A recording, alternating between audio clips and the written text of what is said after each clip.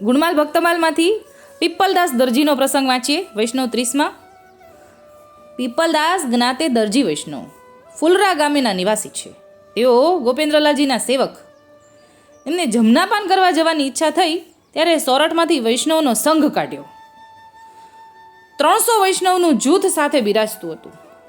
પગ રસ્તે હંમેશા 7 ગાંવની મજલ કરતા હતા.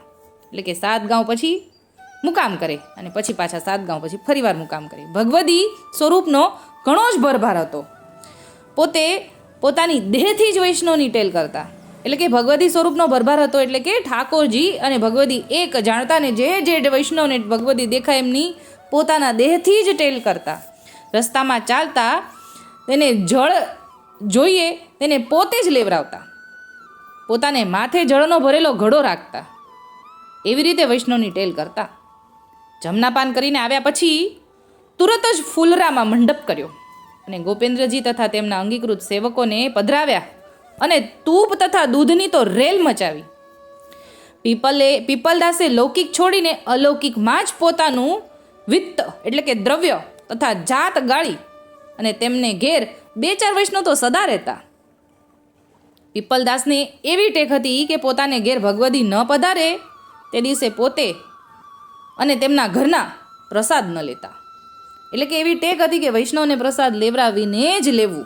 ઠાકોરજીએ આરોગ્ય પછી તો પહેલાં વૈષ્ણવનો અધિકાર ને પછી મારો, એવી ટેક હતી.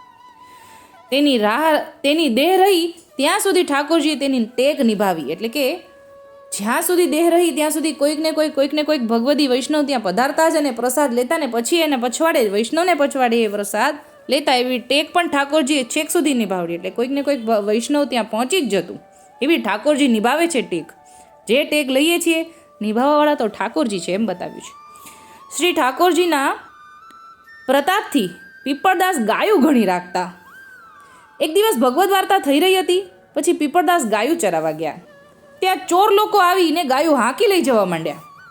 ત્યારે પીપલદાસે કહ્યું, જો સાંભળો, તમો ગાયું લઈ જશો પણ તમોને દોવા આપશે નહીં, કારણ કે ગાયો દુધાળ છે. પણ તેના વાછરડા નાના નાના ઘરે છે, માટે ઊભા રહ્યો, હું તમને તે લાવી આપું. ચોર લોકોને તેના કહ્યોનો વિશ્વાસ આવ્યો અને ગાયો લઈને ઊભા રહ્યા. પીપળદાસ સત્ય વક્તા હતા, તેથી ઘરે આવી વાછરડાને લઈ અને ચોર લોકોની પાસે ગયા અને કહ્યું કે જે લ્યો, આ વાછરડા એ વિના તમને દોવા નહીં દે. વળી પોતાના વાછરડું વગર ગાયો બિચારી દુઃખી થશે અને ગાયો વિના વાછરડા પણ દુઃખી થશે, માટે તમો આ સર્વે લઈ જાઓ. એટલે કે હવે તમે ગાય તો લઈ જાઓ છો પણ છો વાછરડા લઈ જાઓ, કેમ કે ગાયોને વાછરડા વગર ને વાછરડા ગાયો વગર નહીં ગમે. એટલે સામેથી આપી દીધી. એ સાંભળી ચોર લોકો વિમાસણમાં પડ્યા કે આ કોઈ મહાન ભક્ત છે અને જો આપણે એની ગાયો લઈ જશું તો દુઃખી થશું.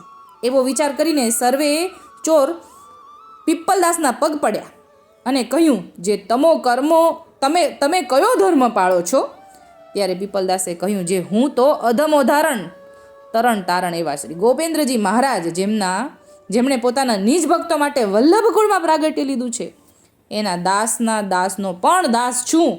એટલે કે ગોપેન્દ્રલાલના દાસ, એનાય દાસ અને એનો હું દાસ છું. ત્યારે ચોર લોકો કહેવા લાગ્યા, અમને તમારા સેવક બનાવો. એટલે કે હવે અમારે તમારા સેવક થવું છે.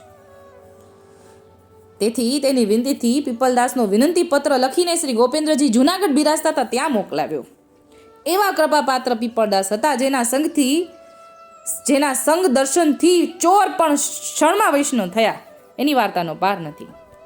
આ પીપલદાસની વાર્તા ઉપરથી આપણને એ જાણવા મળે છે કે ટેક જે છે જેની દેહ રહી ત્યાં સુધી ઠાકોરજીએ રાખી. એટલે કે ટેક રાખીએ પણ દેહ ઠાકોરજી જ પાળાવે છે. જે કાંઈ પણ આપણે ટેક રાખીએ પડાવવાવાળા તો ઠાકોરજી. અને બીજું, આખું જીવન એમણે લૌકિકની બદલે અલૌકિકમાં ગાળ્યું. એમનું દેહ વિત્તજા અને તનુજા આખું જ એમને અલૌકિકમાં વિતાવ્યું. અને જ્યારે અલૌકિકમાં આપણે વિતાવીએ આપણું જીવન ત્યારે લૌકિક તો આપોઆપ સદાય છે. અને આવા ભગવદીઓના સંગથી અધમોધારણ ઠાકોરજી છે. એટલે કે આવા ચોર લોકોને પણ આવા ભગવદીઓના સંગથી વૈષ્ણવ થવા મળ્યું. એટલે કે સંગ કરવો તો આવા તાદર્શી ભગવદીનો કરવો, એવું આપણને આ વાત ઉપરથી જાણવા મળે છે. આજે આટલું જ બોલીને મારી વાણીને વિરામ આપું છું. બોલ શ્રી ગોપાલ લાલ કી જય.